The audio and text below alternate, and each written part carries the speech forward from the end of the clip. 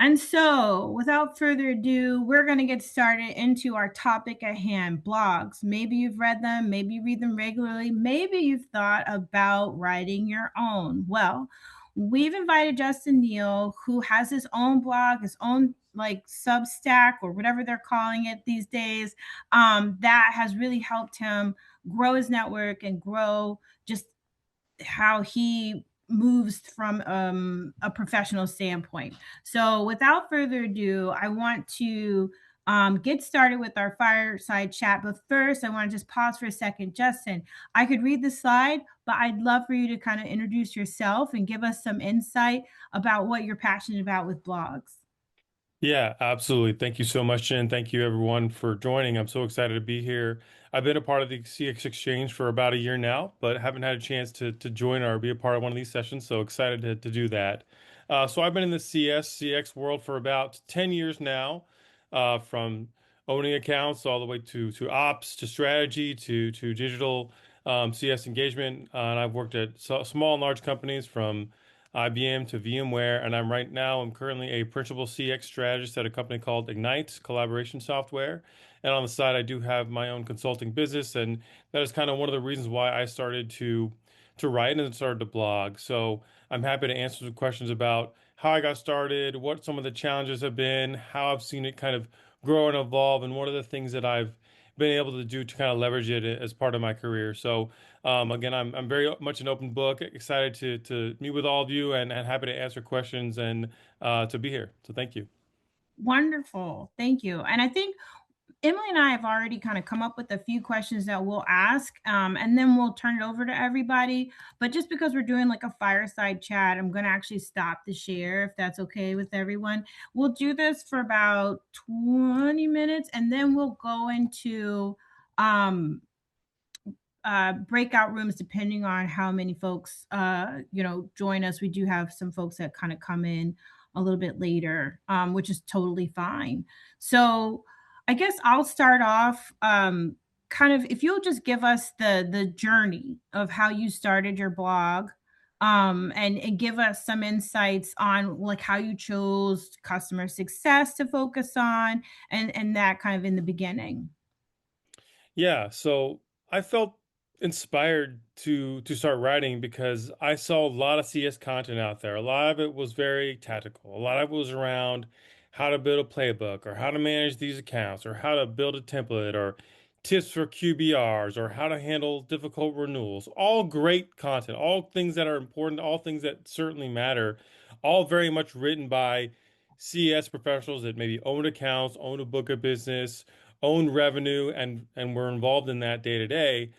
Great, all good content. For me, I didn't see a lot of content around ops, around systems, around strategy, around kind of that second layer of the operating system behind CS. What does that look like? How does retention really work across systems, across teams?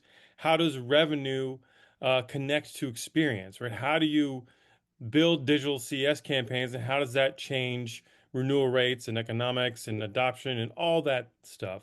So I thought about all these different things and I thought, I haven't seen a lot of content that really captures that, that really shows that. And I thought, why not start trying to put pen to paper and do that myself? Organize my thoughts. So I was trying to fill the gap between what was connecting CS work and all the things that we do day to day and managing accounts to true business outcomes, right? Not just kind of that activity driven stuff that I think everyone kind of gets involved in day to day. I thought about how do you kind of show that and reflect that? And I realized that I have a story to tell and I'm inspired and I felt passionate to be able to do that. And so I found a way to start a Substack and then I just got going. Awesome. So I'll ask the next question. It's great to hear your journey and how you started out.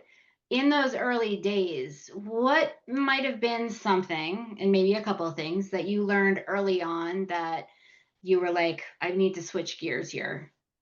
Yeah, so I would say the hardest part wasn't thinking about things to write about, right? I had plenty in my head, plenty of ideas, plenty of brainstorming and ways to kind of organize that, which is what Substack did. It was publishing, right? It was clicking that button and saying, "I'm ready to organize my thoughts, put them on paper, and then share them to the world, right? That last step of being able to do that, um, that was vulnerable, right? That felt very vulnerable, and it felt like I was really attaching my name to thought processes and to thinking and publishing that. And I think it was a little bit scary at first to say, okay, I'm willing to put this out, share my thoughts, see if people read this and react to it and what that will feel like. And, I had to be willing to do that. What helped me push me through that was realizing that this isn't me trying to impress anyone. It wasn't me trying to um, say, "Oh, I know more than this person or that person." It was just me documenting what I learned, documenting what I knew, documenting kind of what I thought was important and I thought was worth sharing. And that shift from prove something to I'm here to share something, right? That made it feel easier to start clicking publish because it wasn't about, oh, I know all these things and I want to prove that. It was, here's what I know, here's what I learned, here's the experience that I have. I want to be able to share this and I hope other people can take something from it. But again, it's not about proving, it's about building and sharing knowledge. And I think that really helped push me to be willing to publish and share and have that ability to kind of see what happens. Thank you. Awesome.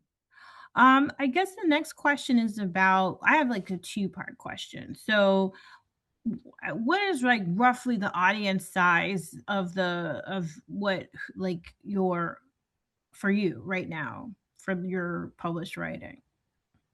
So I have the Substack that I currently have maybe 100 or so subscribers to, and that's also linked to my LinkedIn. I've got a couple thousand LinkedIn followers. I think the two kind of go hand in hand, where maybe Mhm. you've seen my Substack writing on LinkedIn and you just click there to go look at it, but you maybe didn't subscribe to my Substack. Maybe you don't have your own Substack yet, but yeah, it does get to a couple thousand impressions or so each time I publish an article. And how frequent are you publishing? I was publishing once a week, then I slowed down a bit, and now I'm trying to get it every 2 weeks or so. Okay. And I guess at what point, I guess this also goes into how long have you like when you initially started, but um, let's see, what am I trying to get to? Oh, when did you realize like your blog was starting to gain some traction? Yeah, so when I started publishing, again, I was kind of just saying, oh, hopefully this resonates. Hopefully people can start seeing it and it's valuable. Then I started having people reach out to me saying, oh, I read your Substack post. I saw this. I saw you posted this.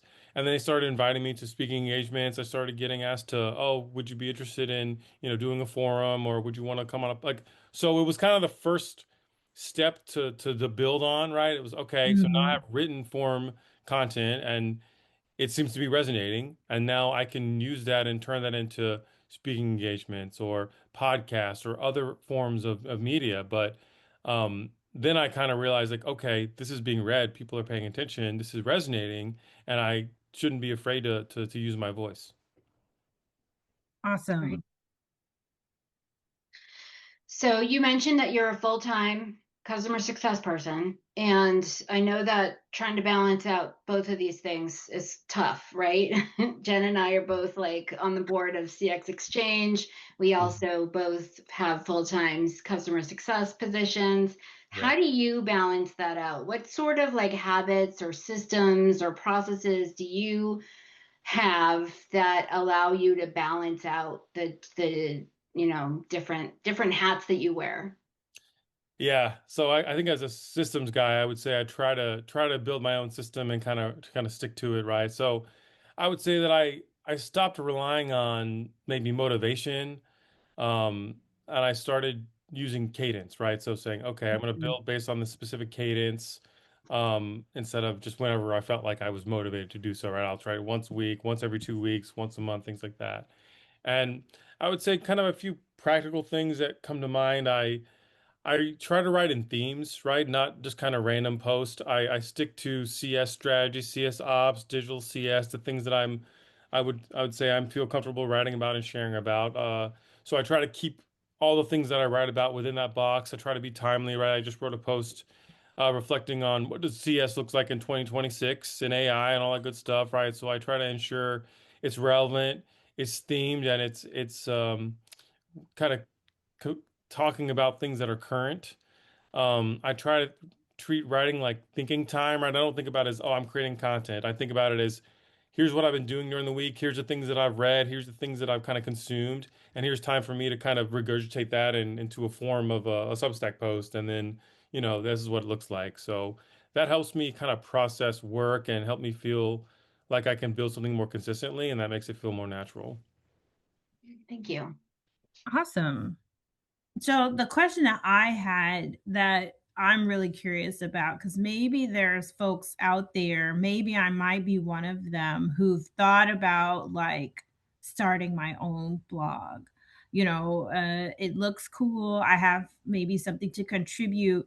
What what do you kind of advise for a CS professional or any professional, CX or non, if they want to start blogging, kind of what's the biggest mindset shift or what needs to happen to make it real?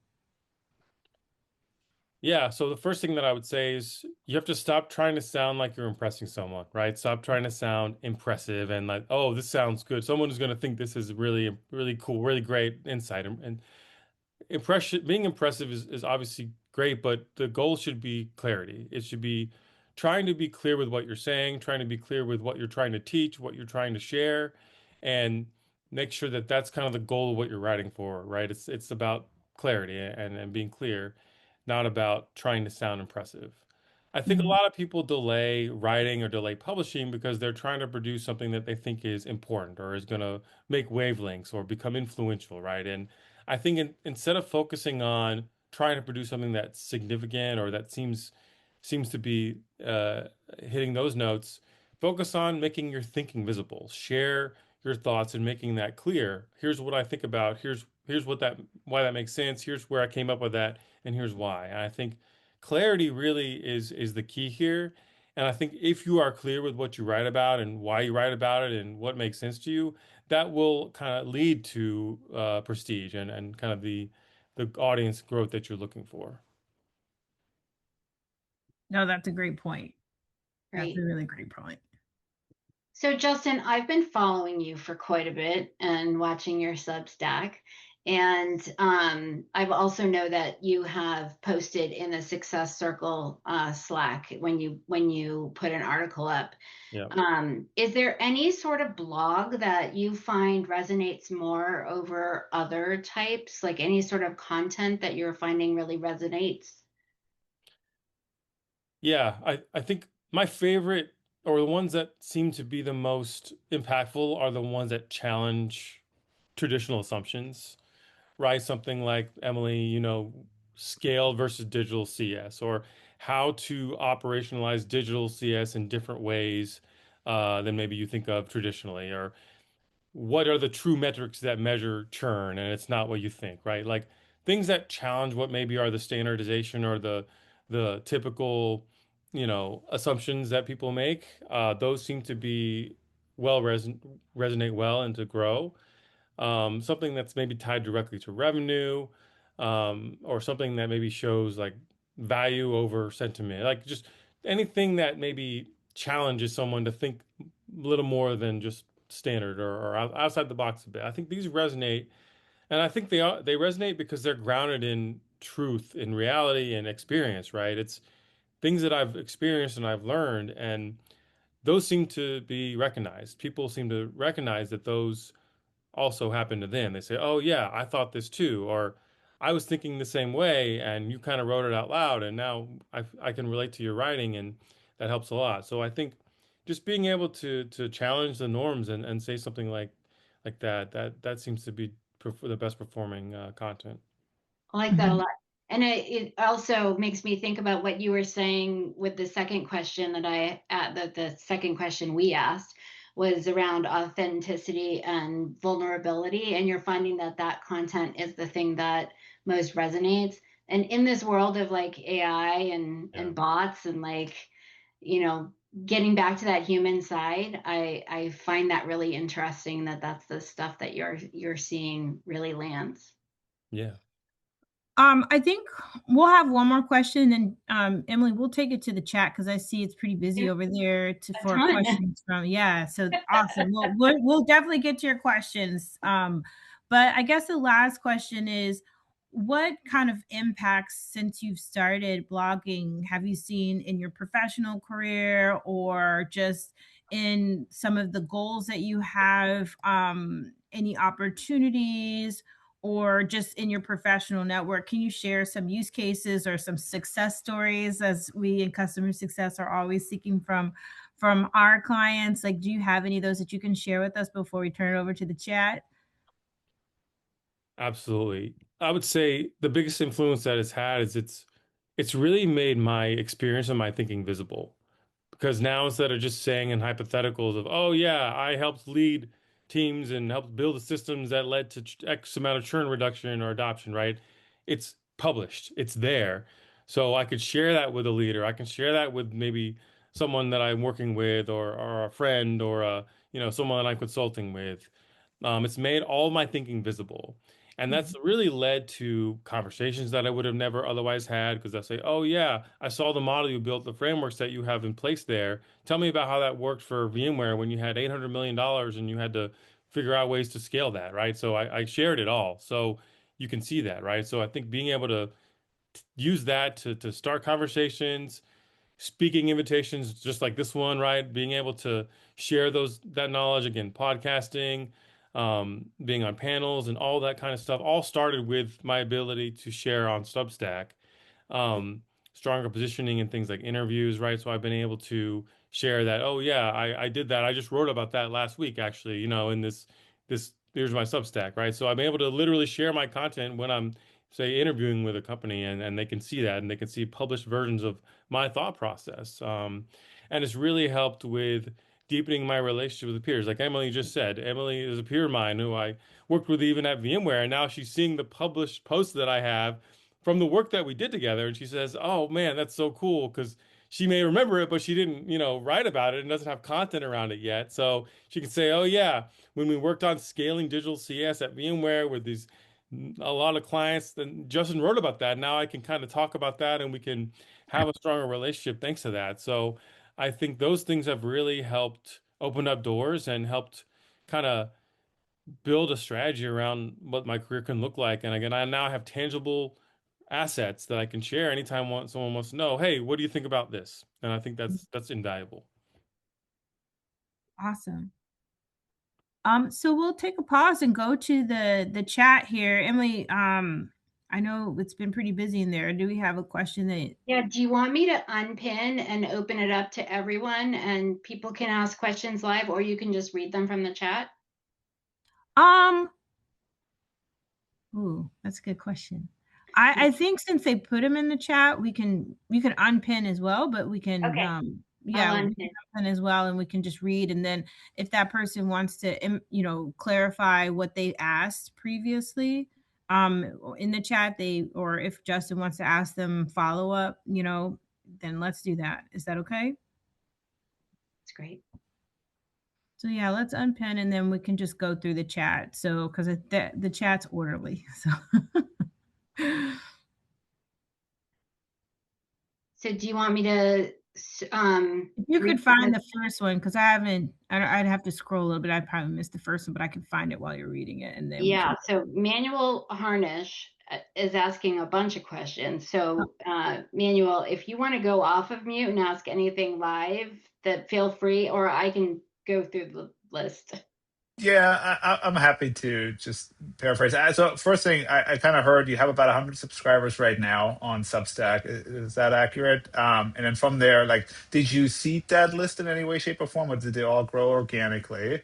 And then in terms of like any cross promotion that you do, on LinkedIn, like, what's actually driving results, for Substack for you? And then maybe lastly, how much AI are you using to write those articles? I read through a couple of recent ones. They look a little bit AI, but I'm curious, like, what your thought process is around that, and how that's impacting your reach. Yeah, absolutely. So, um, all organic. So I start with Substack and then I publish, and then I typically go to LinkedIn and kind of publish it there and say, here's my latest article, a little preview on LinkedIn, and then go to Substack for the full. I've weighed kind of the option of is that the best way to grow? But again, my goal isn't necessarily to grow the large audience, it's to ensure that the right people are reading it and getting the right interactions. Um, so for me, it's I think I could be doing a better job of leveraging Substack's community. Substack has grown substantially in the last year since I started, actually, and I've learned that it's now where a lot of these leaders and thought leaders are going to publish, and they're almost skipping LinkedIn entirely now. So I'm weighing kind of what that means, and as you said, LinkedIn is kind of getting sloppy and it's getting a little more AI, and it's hard to find authentic and true content. I've learned that a lot of people are moving to Substack and kind of staying there. So it's changing and it's evolving. But LinkedIn in general has been a good way to grow and build my audience, just to kind of ensure that everyone can see it and kind of say, oh, okay, you're doing this there on Substack. Cool. Here's LinkedIn to start with, and then move over there for any updates you get. Um, AI helps with revision, right? Right. I mean, I think just like most people, you write your own version, your own draft, kind of get your own thoughts out there, put them in place, and then have some help with AI to clean it up, to ensure it follows correctly. It's maybe a little crisper than you want to, but I try not to let it. I try not to use it too much, right? Or lean on it too hard. I think most of my experience, it comes through, and I hope that it continues to do so. So the next question is from Elba Fassbender, and it kind of goes into that. It's like a two-parter for AI tools. Yeah. Elba, did you want to ask your question? Yes. Thank you first, Justin, for your time.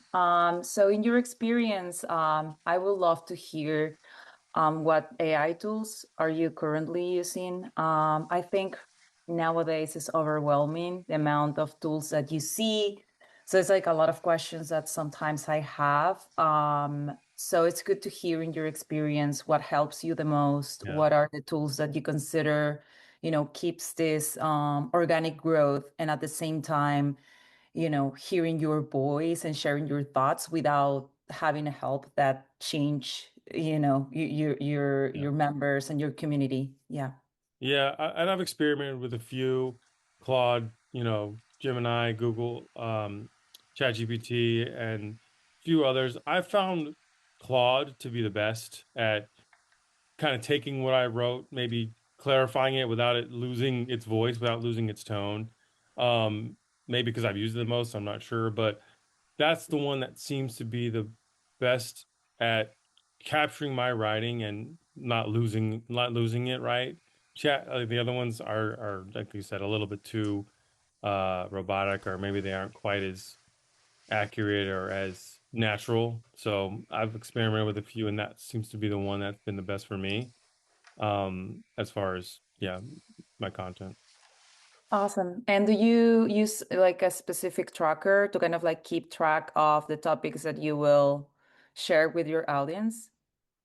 I have kind of a brainstorming document that I kind of keep up, and I see a lot of other content on LinkedIn or Substack, and I'll say, oh, this was a good thing somebody wrote about. This is something I should think about and maybe provide my own voice to, or things that come up at work, or things that maybe I hear about, or I mean, AI is changing so constantly that that's always something to keep top of mind. But it's kind of just I follow those different areas, and then I'll make a note of it, say, oh, hey, next time I get a chance to sit down and take 30 minutes to write out, I want to talk about what AI has done to CS in 2026, and how I would start maybe the evolution of that and kind of what that looks like now. Or the latest post I wrote about, how to tie CS to outcomes and to true revenue, and learning that, like, because we just had, like, for example, our company kickoff, and it's all about revenue and CS growth and how we're going to meet these goals, and just things that kind of come up naturally. So I try to kind of take note of those whenever they happen. And then whenever I have like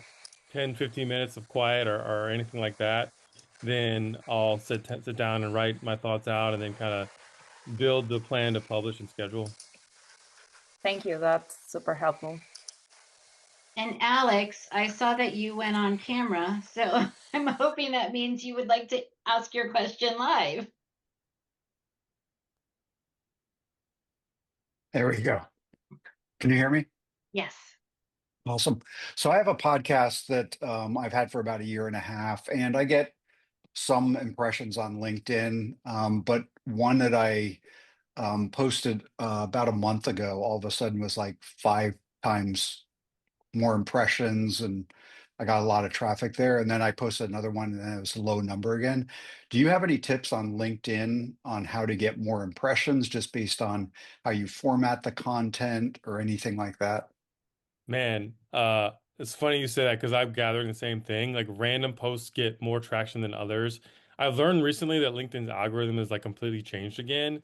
So it seems that Yeah. what you thought was working before maybe is not anymore. And I thought like, oh, I wrote a post and think, oh yeah, I think this one has the potential to grow and to get a wider audience. Maybe it doesn't, but then something that like I posted 6 months ago somehow has been picked up and now is is getting published more. So I find that it's constantly changing, and I've actually seen like 3 or 4 other people that are thought leaders that are publishing stuff say the same thing. They're like, I don't know what's happened with LinkedIn, but now my posts aren't being read anymore. So I wish I had a better answer for you, but it seems that we're all kind of struggling with this right now, Alex. So I'd be happy to let you know if I find anything else out. But yeah. I'll Okay, just add our for sure. LinkedIn expert from last week or last month, Steve Watt, who used to work for LinkedIn, shared pretty much the same thoughts that Justin just reflected. And like it's the algorithm is all kinds of bonkers. So trying to figure it out.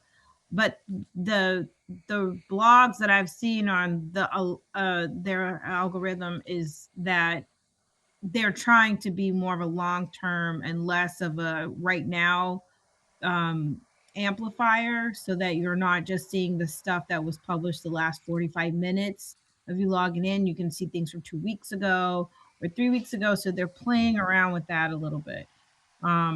We'll see. They may switch it right back in May. We'll see. Okay. Okay. Thanks. Yeah. I Um, saw something from, yep, was there a question with Abby, I guess? Abby that's Jacob? where I was going. Oh, okay, perfect. Yeah, hi, Jan. Thank you. Sorry, I'm not on video, but I think I got most of my questions answered. So thank you, Justin. Appreciate you sharing all the feedback and your experience. One of the things I recently started doing some blogs as well, and I might have published previously more on LinkedIn. I was wondering, is there any specific platform like Substack versus Medium? Have you seen any pros and cons around it? Because I see a lot of people using Medium as well nowadays. I I evaluated Medium versus Substack again about a little over a year ago when I was starting the blog. Um, I found that Medium was a little noisier. There was just all kinds of stuff across all kinds of different areas out there, and I wanted to be very specific with what I was writing about and ensure it stuck to kind of the topics that I wanted it to. I think Medium has a lot more maybe pay gates than Substack, or at least it did at the time. Um, I just find maybe that Substack was an easier way to kind of get started, be a little bit more personal, be very prescriptive on what I was writing and when, and get audience and grow and build that community. It felt very natural versus Medium. It didn't seem like that was easy, or at least not to me. So that was kind of the direction that I took, and I think it's pretty much the same now, but I I haven't looked at Medium in a while, so I'm not sure. Sure, good to know. Thank you. Appreciate it. And I see there's a question from Sarah. Sarah, did you want to go off of mute? Hi. Yeah, sure. Nice to meet you guys. Nice to meet you, Justin.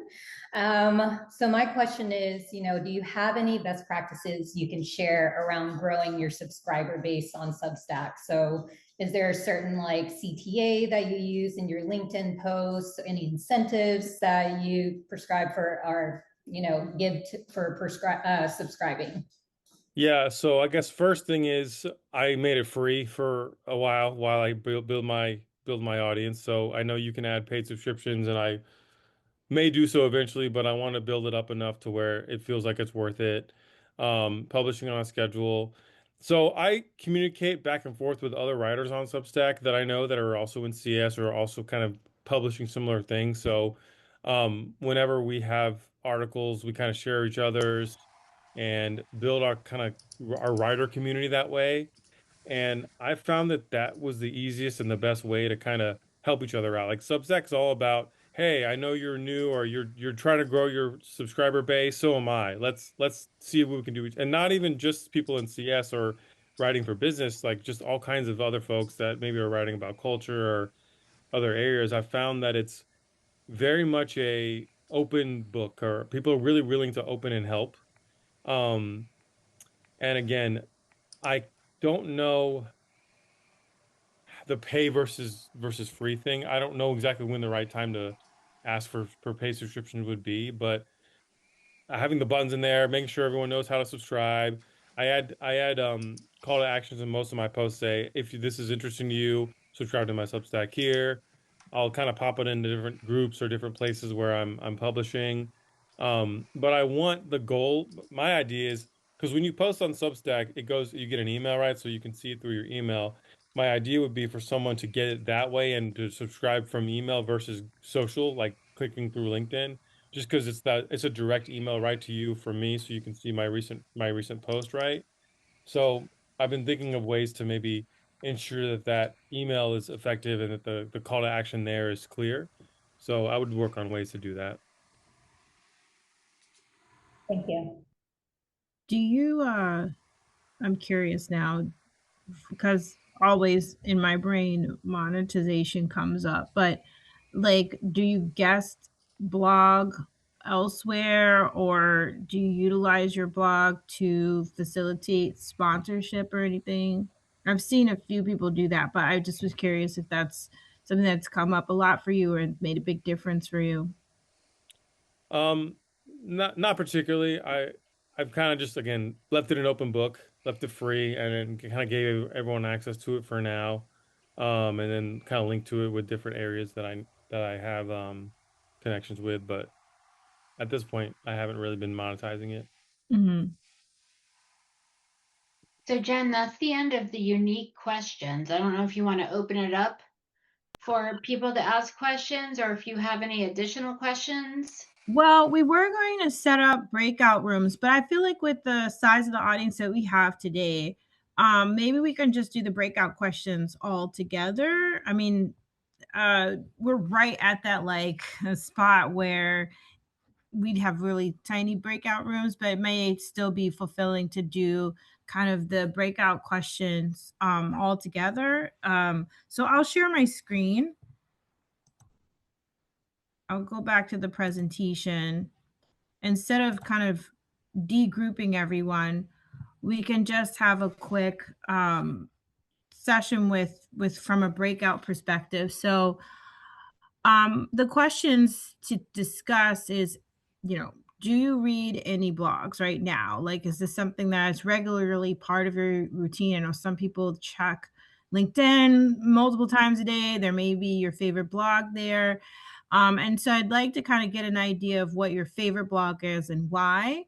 And then if you started a blog today, what might be the topic that you'd want to blog about? If you're not into blogging or you're like, I'll never do this, share that too. Why not? Do you like you hate to write or you're just afraid people reading, like again, vulnerability with sharing. So I think we can kind of start there and maybe Emily, if you want to kick us off, I'll just put you on the spot. Oh, you did. Well, so I'm going to have to say my Alteryx community blog, because that's the company I work for, and my team actually does, because we're in digital, we manage communities. So I have to say that it's not customer success, but because Uh-huh. it's customer success run, I'd have to say the Alteryx community So blog. your success team at Alteryx manages the blog. Yes, which I think is Wow. interesting because I've worked for many companies and never have I seen customer success manage It's community. always marketing, right? It's always marketing. Yeah. So it's really seen, there's a fandom at Alteryx, and our community is driven by our customer base. Mhm. So I think it's interesting. Wow. So that's an angle that you can maybe go in with your own organization if you guys don't have a blog already. You can start to do that for them if you don't want to do it for yourself. That's a thought. Would you start your own blog today, Emily? Oh, I'm very busy. You're like, I'm already blogging. It's not happening. Maybe I can outsource Justin. Yeah, yeah. Well, there you go, Justin. There's another way to monetize this. Like, I'd be happy help. to have a Yeah, guest article from you. I love that. Thank you for sharing that, Emily. I'll just go kind of to the next person on my screen if that's okay with everybody. If you don't want to, participate, you can say skip me for now. I'm eating lunch or whatever. It's fine. You don't have to give an excuse. But Elba's next on my screen. So Elba, can you share with us if there's any particular favorite blog? And Emily, can you put the link in for your like I I'd sure love to, will. yeah, share that with the community here. Yeah, Alba, tell us, are you reading any blogs? Did you have a favorite one? Are you writing any? That's a good question. So a little bit of everything. Honestly, LinkedIn is one of the places I look for specific people that work. If we are talking about like customer success or CS, it's one of the main places where I find like interesting topics that people can share. Yeah, I definitely, it's one of the things that it's not that I have a lot of nothing that crosses my mind right now. But Mhm. yeah, I have like a lot of subscriptions in my that comes to my email, and that's mainly where I get information as well. Okay. Yeah, I've been reading social media blogs because that's where I help my clients on all the social media, like what's happening, what's changing, and the difference, so that I can be able to just speak to what's changing in development direction and features for those who share to all the platforms. It's always interesting how they try to differentiate themselves. So those are the ones I typically read. There's a couple of thought leaders who share similar type blog settings, but they're all very social media focused. Um, Abe Jacob, I'm hope I'm pronouncing your name right. Sorry. I have you next on my screen. Sure. Oh, no, you're saying my name right. So thank Okay, you. good. Yeah. Thank you. Yeah, I've been trying to do it. I previously, like on and off, I've probably posted blogs here and there on LinkedIn. I tried to venture out. That's why I was asking Neil, because like Medium, what's Substack? But I started using Substack too. So I've written one blog, but it's a relatively agentic AI technical blog that I've written. But I'm planning to get more content on AI, especially around building agentic AI solutions on Substack. So that's what I'm looking for. Mm-hmm. Mm-hmm. Thank you. Yeah, and I think talking about Substack, I think we put Justin's Substack in the um chat there. If you guys haven't taken a look at it, absolutely check it out. It's super. It's got a lot of great content in it. Justin, is there any other blogs that you're reading right now? You're kind of next on my screen. Oh, What are you yeah. I reading mean, any blog? there's quite a few Substacks. I mean, there's a good friend of mine, Edgar Ramirez. He writes a Substack called Crafted for Scale. So I'm subscribed to his, and then there's another product growth mindset Substack, Akash Gupta. I mean, there's so many good ones. LinkedIn's also full of them, like you said. There's a few LinkedIn newsletters that I'm subscribed to that I really like. Hold on, I'll try to find any. I'm trying to think of off the top of my head, but yeah, I mean, I think you could find a lot of this stuff on LinkedIn or in Substack. I mean, if you look at my subscribers or yeah, anyone that is kind of linked to me, there's a lot in there as well. Great. I know I've been kind of pinging on people to answer. I guess, is there anybody else who wants to shout out a blog that they are reading now that they're finding really useful to share with the community?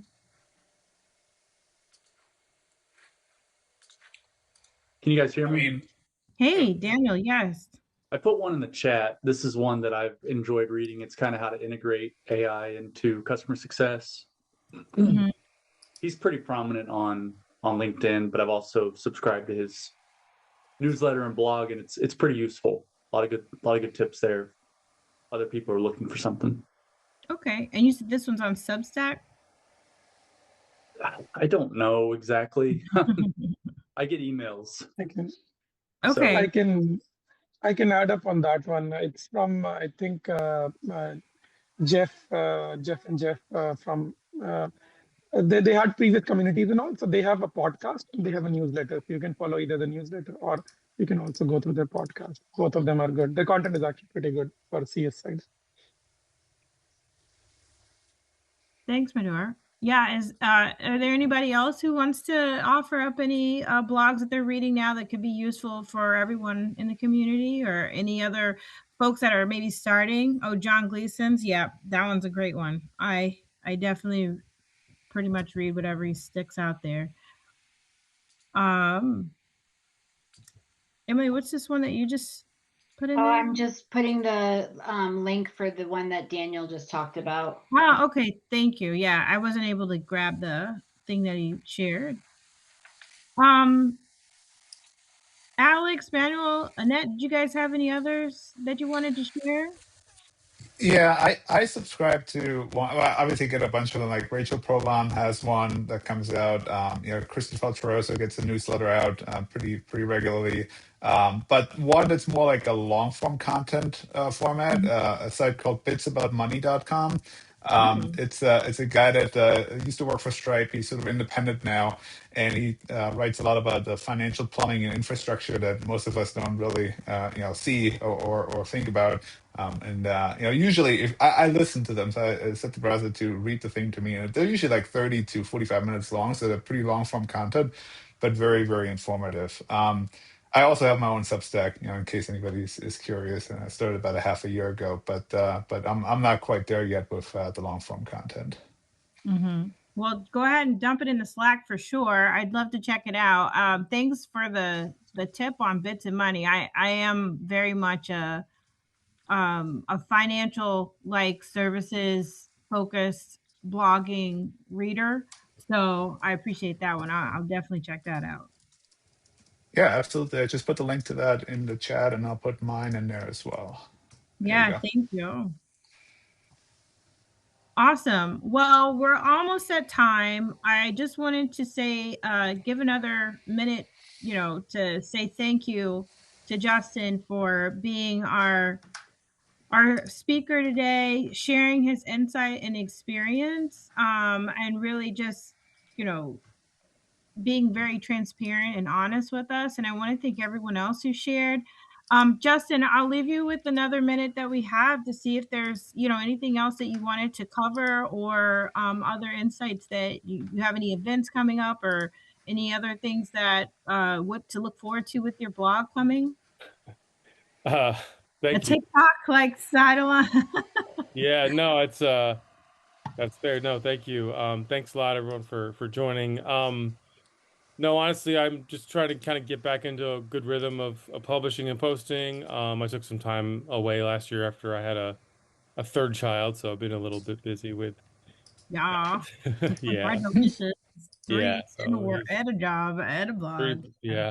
three boys, yeah, and I'm in the Ooh. middle of my MBA as well, so that's fun. Um, but Well, you yeah, could write about that. yeah, I did. I try to incorporate some of my MBA learnings as well. I mean, there's so much happening right now.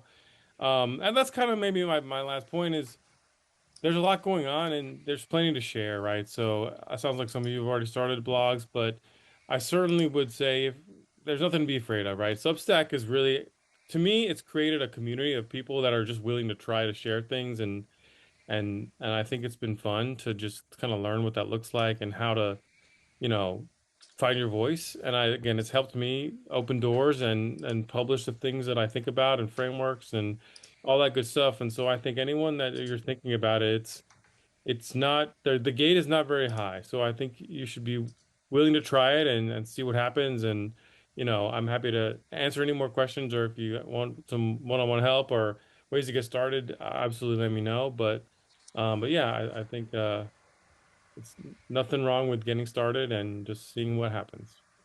Awesome. Well, I think that's a perfect way to kind of close our discussion today.